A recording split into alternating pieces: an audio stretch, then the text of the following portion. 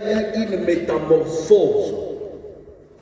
Je vais qu'on me lise ça. Jean chapitre 1, verset 12 à 13. Nous allons lire quelques versets, mais ça ne serait pas trop long. Jean chapitre 1, verset 12 à 13. Maintenant, si vous êtes prêts.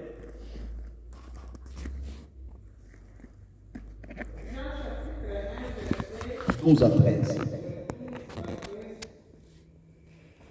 Nous lisons au nom du Seigneur. Amen. Mais à tous ceux qui l'ont reçu, à ceux qui croient à son nom, il a donné le pouvoir de devenir enfants de Dieu, lesquels sont nés non du sang, ni de la volonté de la chair, ni de la volonté des hommes, mais de Dieu. Amen. Allez-y comprendre que je coupe le micro, peut-être ça fait l'écho. J'aimerais qu'on se comprenne très bien. Lesquels sont nés non du sang. C'est-à-dire, nous changeons la naissance. Pour atteindre la volonté de Dieu, nous quittons la naissance du sang. Parce que dans le sang, il y a les sentiments de l'homme. Amen, peuple de Dieu. Amen. Pour atteindre la volonté de Dieu, nous reconnaissons que nous sommes nés, non selon la volonté des hommes. Nous reconnaissons aussi qu'il n'y a pas eu une naissance semblable à celle que nous voyons lorsque nous venons des familles respectives de nos parents. Non, nous sommes nés selon la volonté de Dieu. C'est-à-dire quoi? Pour faire la volonté de Dieu. Nous sommes nés pour obéir à Dieu. Nous sommes nés pour marcher avec la parole de Dieu. Nous sommes nés pour dire oui quand Dieu dit oui. Nous sommes nés pour dire non quand Dieu dit non. Et ça, c'est une bénédiction accordée aux chrétiens qui ont dit oui à Jésus-Christ. C'est pourquoi la Bible dit à tout celui qui l'a reçu.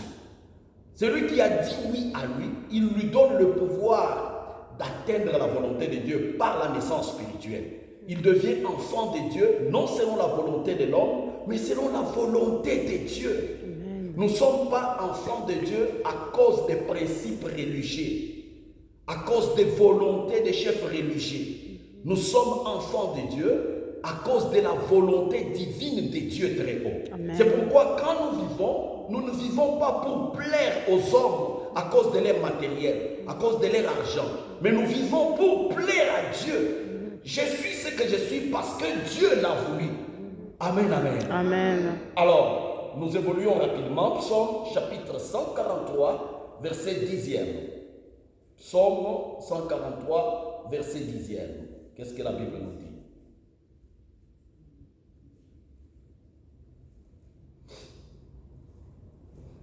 Oui, Psaume 143, verset 10e. Maman Hélène, si vous avez trouvé. Merci, maman. Nous lisons de Jésus, apprends-moi à faire ce qui te plaît, car tu es mon Dieu, que ton esprit me guide avec bienveillance sur un terrain sans obstacle. Parole du Seigneur.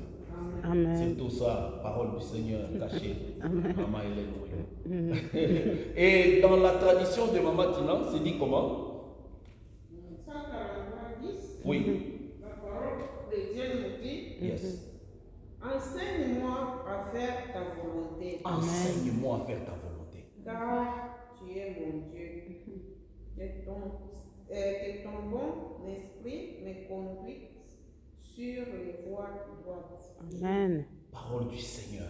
Amen. La volonté de Dieu, on l'apprend. L'enseignant de la volonté de Dieu ou le professeur de la volonté de Dieu aux chrétiens s'appelle le Saint-Esprit. Amen. Sans le Saint-Esprit, nous ne pouvons pas apprendre à faire la volonté de Dieu. Pourquoi? Parce que nous habitons encore dans le corps qui est selon la volonté de l'homme. Notre corps ici, lui, il est selon la volonté de l'homme. Mon père a choisi ma mère pour son épouse. Les deux ont fait que je sois sur la terre des hommes. Vous comprenez? Mon fils est allé quelque part, il s'est choisi une fille. Il dit non, moi je ne vais pas avoir des enfants avec des Africaines. Moi c'est des Norvégiennes par exemple. Justin vient avec cette fille à la maison, il me dit, papa tu vois, ma femme c'est celle-ci. C'est sa volonté. Et leurs enfants, ce n'est pas ma volonté, c'est la volonté de la femme de Justin et Justin lui-même. Leurs enfants viennent d'eux comme tout ça. Et cette volonté-là, c'est la volonté de la chair. C'est pourquoi la Bible dit, nous, chrétiens, nous ne sommes pas nés selon la volonté de la chair. Nous sommes nés selon la volonté de Dieu très haut. Amen, amen. Amen. Mais maintenant, parce que nous sommes nés selon la volonté du Dieu très haut, nous devons demander au professeur enseignant, le Saint-Esprit, de nous aider à faire la volonté de Dieu. Parce que sur la terre, il y a la volonté de l'homme, il y a aussi la volonté de Dieu. Est-ce que vous comprenez ça? La volonté de l'homme, c'est la chair, ma machine. Quand la chair te demande, par exemple, de ne pas aller à l'église, ça, ce n'est pas le Saint-Esprit. Quand la chair te dit non, tu ne vois pas qu'il est habitué à vous faire gêner trop. Tu vas mourir comme ça de faim. Alors il faut rester à l'écart, je ne dois pas gêner. Ça, c'est le langage de la chair. C'est pourquoi il y a les Écritures qui contredisent le langage de la chair pour dire que l'homme ne vivra pas seulement du pain, mais l'homme peut aussi vivre de toute parole qui sort de la bouche de l'Éternel. Et pour comprendre aussi la volonté de Dieu, les plans que Dieu a pour toi, le projet que Dieu a pour toi, ne sont pas semblables aux plans que les hommes ont pour toi, aux projets que les hommes ont pour toi. Dieu a des bonnes pensées pour nous. Mais le problème, c'est de comprendre sa volonté. C'est difficile à vivre dans la volonté de Dieu au même moment que nous obéissons à la volonté de la chair. C'est pourquoi la Bible dit, si vous voulez accomplir la volonté de l'esprit, quittez d'abord les sentiments de la chair. Marchez selon le Saint-Esprit et vous n'accomplirez pas les désirs de la chair. Amen, amen. Amen. Et quand nous regardons maintenant la profondeur qui appelle la profondeur, notre Seigneur Jésus-Christ lui-même nous enseigne quelque chose. Luc chapitre 22, verset 42. Luc chapitre 22, verset 42.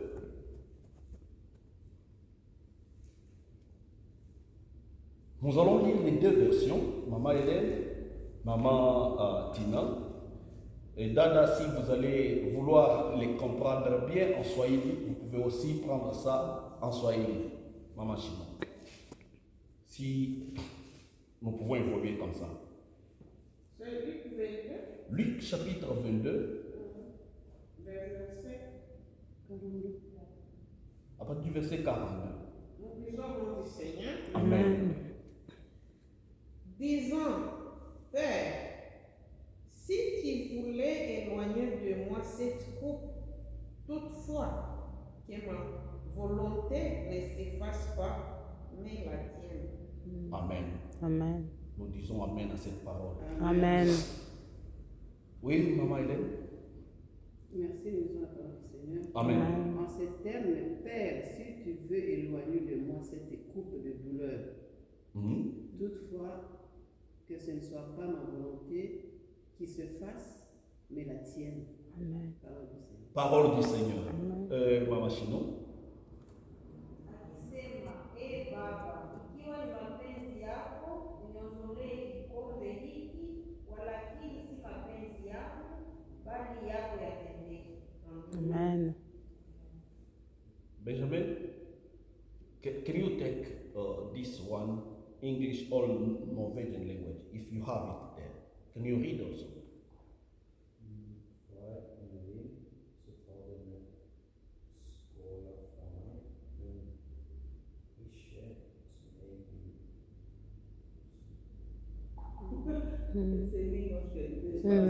Je parle un verset norvégien beaucoup. Donc, on est Isha. Mais ça va avec ça aussi, on comprend.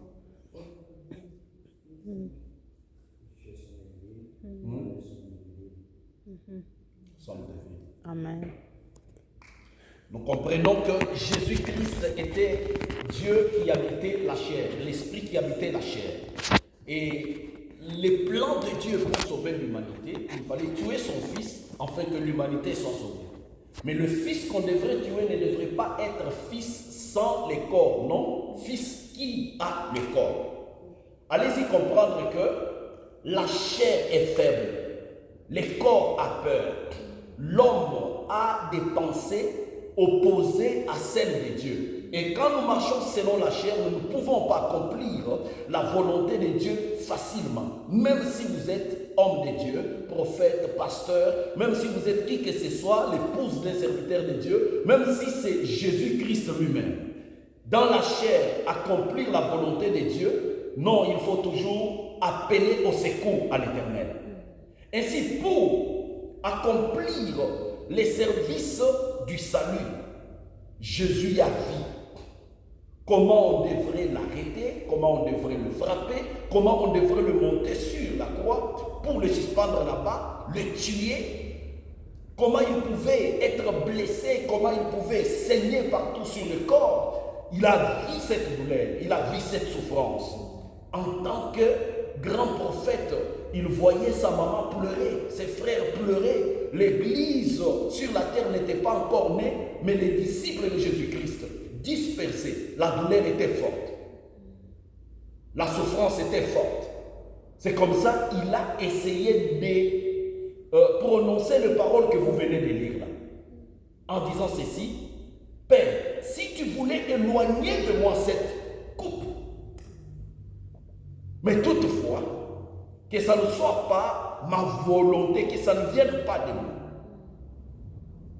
En réalité, celui qui a parlé ici, ce n'est pas l'homme Jésus-Christ, mais c'est la chair de Jésus en tant qu'humain, en tant que toi et moi. La chair a son langage, très différent avec le langage de la volonté de Dieu. Amen. Est-ce qu'il y a quelqu'un qui dit Amen? Amen. Yes. La volonté de Dieu ne peut jamais s'accomplir lorsque l'homme reste dominé par le sentiment de la chair. Dieu veut que tu puisses être une femme de prière. Mais pendant la nuit, quand tu te réveilles, le sommeil te domine. Et c'est ce que la chair aime, c'est reposer. Tu peux te poser des questions. Quand je cherche l'argent, c'est pour faire quoi avec? Quand j'ai toujours enseigné à mon épouse concernant des hommes riches qui se croient être trop riches, croyant que quand je suis riche, je deviens différent d'autres. Dieu est très intelligent. Très intelligent. Aucun homme riche ne peut être différent d'un pauvre. Jamais. Devant Dieu, vous demeurez toujours la même personne. Amen. Il est question de comprendre seulement la volonté de Dieu pour très bien marcher sur la domination des richesses à l'endroit que les richesses te dominent. Moi, je contrôle l'argent, l'argent ne doit pas me contrôler. C'est ça la volonté de Dieu. C'est ça la volonté de Dieu. Tu ne peux pas te laisser dominer par le matériel, tu vas te perdre définitivement.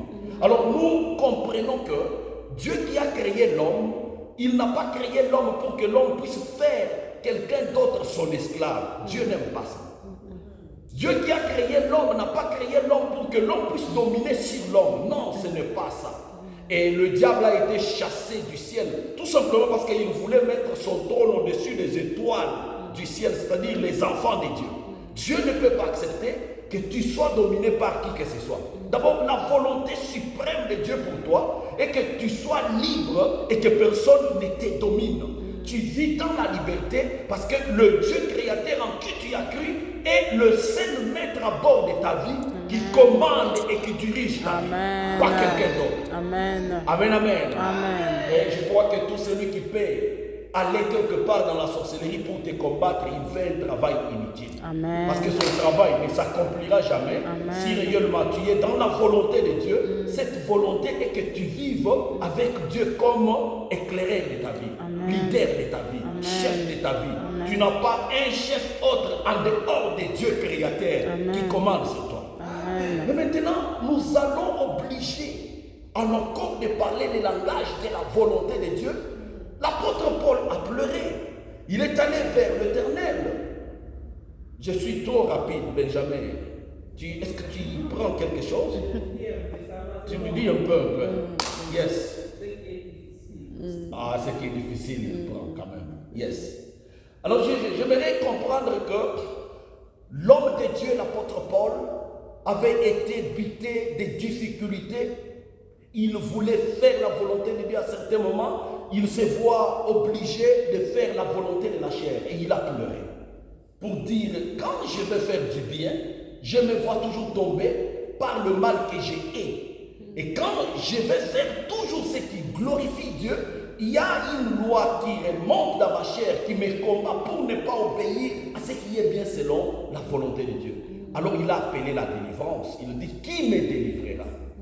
Pauvre pécheur, qui me délivrera? Moi, Paul, qui me délivrera? Moi, Malaika, je ne suis pas plus grand que Paul. Non, non, je ne vois pas ça.